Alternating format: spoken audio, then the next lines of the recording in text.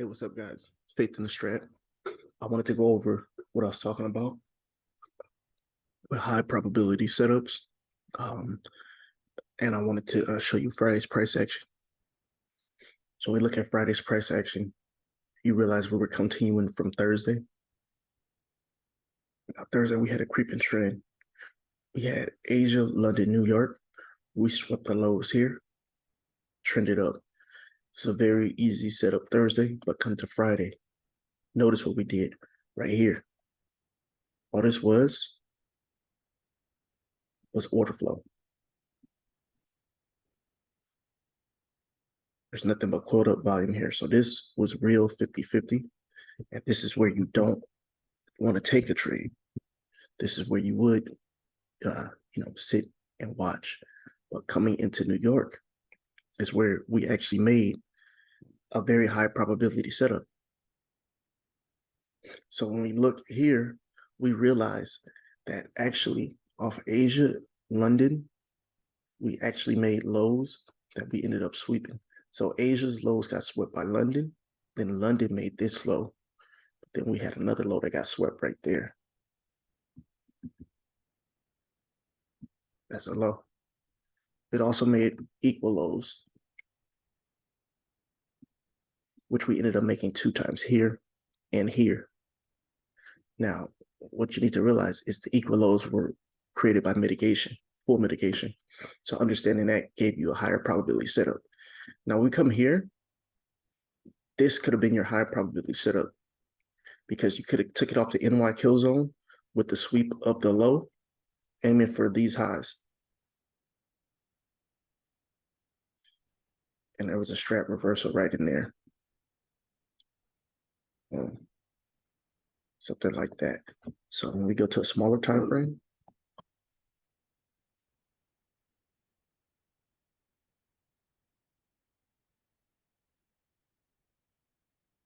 you can actually see where it would have been a cool reversal.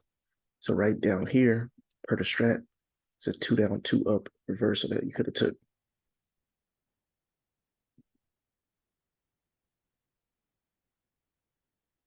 I'd have opened, could have been an easy trade. And your risk would have actually been, you could have took your risk to equal lows or to the swing low. But either way, that's a 6-1. Now, second higher probability setup would have actually been off of the creation of the fair value gap that was created. Give me a second.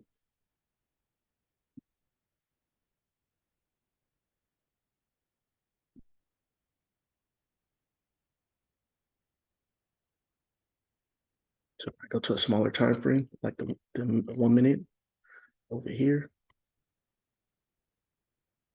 And sorry about the moving screen. Trading View jumps around. I don't want to hear it. Your screen's moving. It's jumping around. Shut up. Grow up.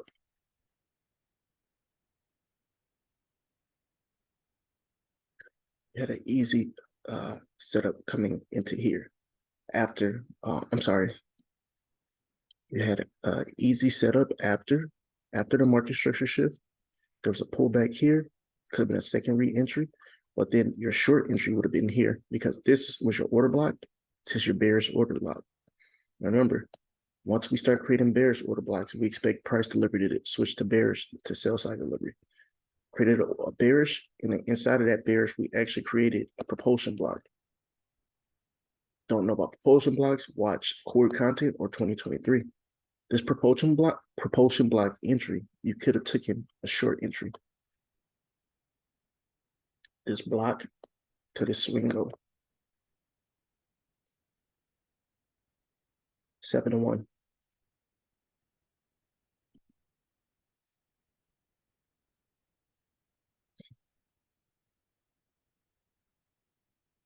When we look at the volume actually lines up too with this. And as you guys know, I use volume a lot. Volume here would have shown you that there was actually passive sellers because we didn't push past that peak point or that peak formation.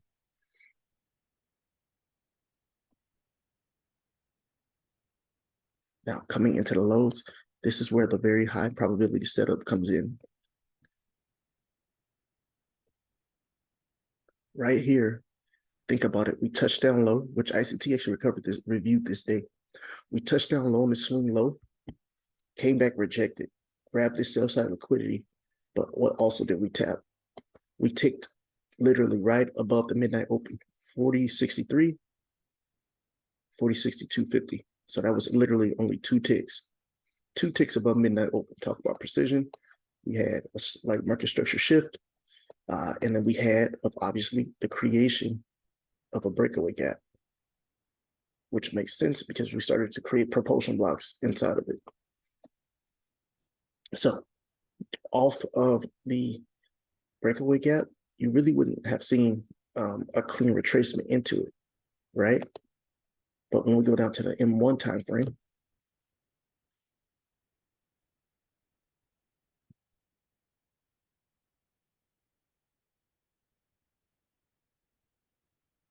what do you see? Right here at the mean threshold or consequence encroachment, whatever you want to call it, the 50%, there was your tap in right there. That was your retracement. Now you see, I have this 0.697 OTE to show you that sometimes it's not a good idea to go aim for OTE. When you have a very high risk to reward, you don't want to be missing it for OTE.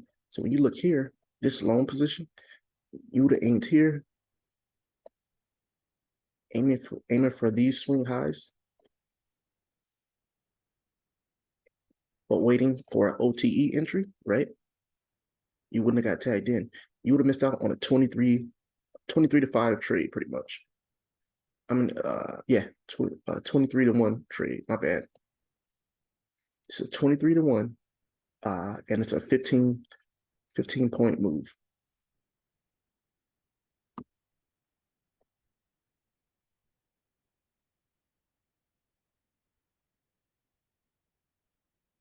I'm sorry, this is 23 point move. 23 point move because you're being picky. 23 point move and a 23 to 1 risk rewards. That's actually really good. All because you wouldn't sacrifice a point.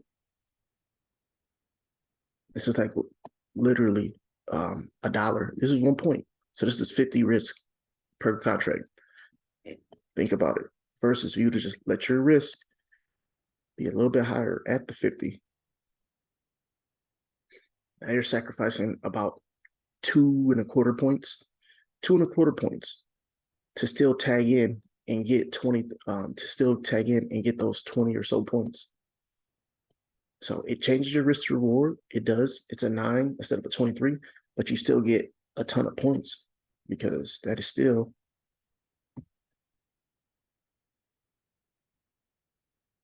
£22, 22.5. So I'm gonna risk an extra point and aim for the mean versus the OTE if I have a 20-point move. And you have to think about that, especially when we create a breakaway gap. That's all you need to know. So coming into here, the best entry of the day, actually, after lunch was one of them. I made the mistake of trading through lunch. I got swept. Me seeing this sweep here, I should have known into PMs, which I did. I was trading it, but moving forward, I'm just going to wait for the sweep. This sweep into highs, like the BF, obviously target one, and you take positions off after. That's a 7-1. But then when you let the runners run to target, nobody's going to get the wicks really. So, and here, 12-1. But the best setup of the day was here because this is when the options had depreciated, and this is our 2022 model. Off this 2022 model, we had traditional sell down aggressively. We had OTE entry between 0.62 and 0.79. We had the top of the BF. We had us coming into PMs the last hour of the day. We had a market structure shift aggressively with displacement. And we probably actually had a volume spike too, which we did.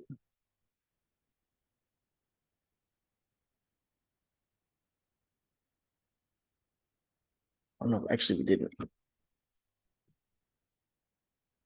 The only thing we didn't have, I think, was a volume spike, but still. Yeah, there wasn't a major volume spike there, but we had a very, very high quality setup. So This setup alone, if you took the OTE and shorted it, OTE swing highs, very tight stop. Once again, a 22, 1 to 22 risk to reward ratio. High quality setup. Another 22 and a half points. So, and that's with missing technically, that's only 3 entries, you know what I mean? So like, don't really trip on missing entries, because I know even sometimes I'll do it like, damn, that entry left me, because the market tends, at least this market tends to give a lot of really high quality. So we had 1, 2, 3, 4, 5. We had 5 major swing trade points. There's 1, 2, and 3. And we had 4 and 5. We had 5 high quality risk to reward setups. This is coming down through a breaker. So, all right, you guys, that's all I want to show you guys, and I will talk to you later.